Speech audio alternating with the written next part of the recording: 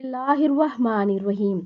रसूलुल्लाह सल्लल्लाहु अलैहि वआलिहि वसल्लम ने इरशाद फरमाया कि हज़रत फ़ातिमा रज़ी अल्लाह तआला अन्हा की तंग दस्ती हज़रत अली रज़ी अल्लाह तआला अन्हो ने फरमाया कि कई दिन ऐसे गुजरे कि हमारे पास कोई चीज़ न थी और ना हजूर सल्लल्लाहु अलैहि वआलिहि वसल्लम के पास।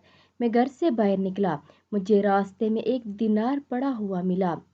थोड़ी देर सोचता रहा कि इसे उठाऊं या ना उठाऊं, लेकिन बिलाखिर मैंने इसे उठा लिया क्योंकि कई दिन के फाका की वजह से हम बड़ी मुशक्कत में थे। मैं इसे लेकर एक दुकान पर गया और इसका आटा खरीद कर फातिमा रज़ी अल्लाह तआला अन्हो के पास लाया और मैंने कहा इसे गूंद कर रोटी पकाओ। चनाचा वो आटा गूंदने लगी।